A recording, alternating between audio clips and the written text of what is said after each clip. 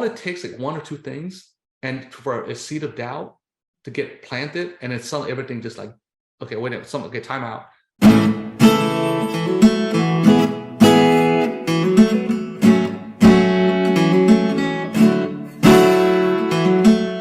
Yeah.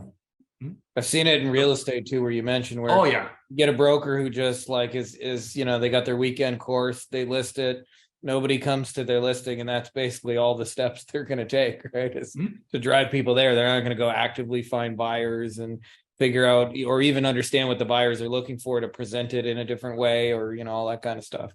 Yeah, you gotta look from our perspective, right? We don't get paid until the thing sells. So we don't think we could sell it. We're like, we have to pass because it's like we can't tie up all our resources to market something. Those horror stories you hear about like 80-90% of the businesses that are listed, by the way, that's a real statistic.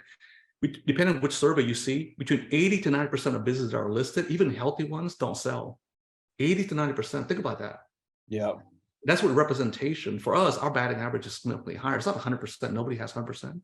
But if we don't feel, we have a very high level of confidence so we can sell it, we have to move on or ask them to, work with somebody else, because it doesn't do us any good. And the last thing I want to do is tie up somebody, unnecessarily, because this is probably the biggest financial transaction. In fact, it will be, the biggest financial transaction they'll be involved with until the next one. Yeah. So, we have to kind of look at it. So we look at this thing as an advisory project where the outcome is the sale of the business. We're not just listing it. We actually get involved, probably by now, we get a lot more involved in it, advising the buyer, the seller, and then heck, we even help them connect with, firms that help them minimize their tax bite.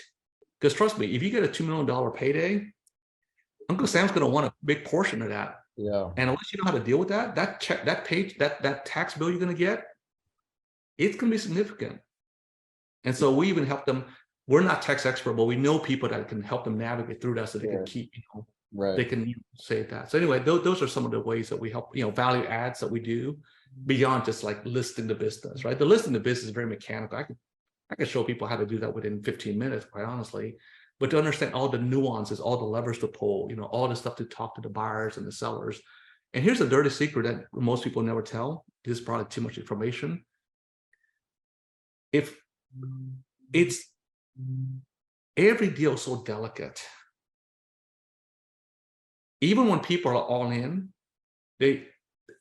all it takes like one or two things and for a seed of doubt to get planted, and then suddenly everything just like, okay, wait a minute, okay, time out. Like because somebody says something inappropriate or they're asked for something that's completely so different. I'll give you a great example here. During the sale of a business, there's a very key milestone called the LOI, letter of intent. Okay. I've heard there are people that can do this. I've yet to meet them. So I'm going to say that it's not, because I've met a lot of folks, right? Part of that is that the buyer is going to require that you take the business off the market, because at that point they're going to incur like a ton of fees, to actually do the inspection. Like in real estate, it's called the inspection, right? Except for the business, it's like an inspection on steroids. Yeah, like a due diligence of form. Exactly. But the key thing here is that it's got to be taken off the market, and there's exclusivity enforced, right? A seller's never done it. Say, well, I'm not agreed to that. I'm not going to accept that. I'm like, I'm sorry. This is like something that's been done for over 150 years. This is kind of like part of the thing. Like I don't get to write that rule. Like this is generally accepted, right? So, well, we're not going to move forward without that. I'm like, so basically you're saying we're basically just going to sit here and be in limbo forever, because no buyer in their right mind is going to incur, like by the time a buyer buys the business, they're going to incur anywhere between 2 to 3% of the purchase price conservatively. Okay. That means on a $2 million deal, we're talking about $60,000. Now, would you go spend $60,000 on a deal that they may sell right behind you? Yeah. It's just hell no. So that's why they have to enforce that. But if you're a seller, you don't realize that, and you push back on me, or worse, the buyer said, no, I'm not going to, you got to remove this clause. I'm going to want to continue shopping for a thing while you're doing this thing. It's like, no, that's not how it's done. Yeah. So that's what I mean. I said everything is a little bit delicate, because if you don't know this, you say, well, hey, look, we'll just ask for this. No, that's not something you could ask for. It's either that or they don't move forward. And so I've had to actually talk to my sellers, especially someone who's ever sold, said, I realize that's what you want, but they're not going to agree to that. And if we keep pushing on this thing, that buyer's going to, unwind. They're just going to move because they're going to say, you guys don't know what you're doing. We just completely shot our credibility with them. You could have done everything right, but that one single request could completely torpedo the whole deal. And we've had it happen. And at that point, we said, look, unless you're willing to change this, we have to disengage with you as a client because we cannot ask that of the buyer because that's just not done. You see? Yeah. Because you're trying to change something that's an industry practice. Yeah, it's a dance, and if you don't know how to do the dance, one misstep and everybody trips over each other's feet. Alex, just to be respectful of time here, I wanted to see if you could give your book a plug, anything else you want to do for folks who are interested in taking the next step, or at least finding out what they can potentially do to sell their agency and learn a little more from you, because I think those who are interested, I don't personally know of a better resource than you. You're the man. Yeah, so we have a website, and I'll have that you can download a checklist. These are 5 things you can do to improve the value of the business. The website is called myexitchecklist.com. Again, myexitchecklist.com. And then I'll ask my team to add also a link. A lot of what I covered about here, again, this is a very deep topic, right? But I wrote all of this in a fairly easy to read book. I could have made this a 400-page book, which by nobody's going to read it. I've made this about maybe a 60, 70-page read. You can read this probably probably 1, maybe 2 sittings at most.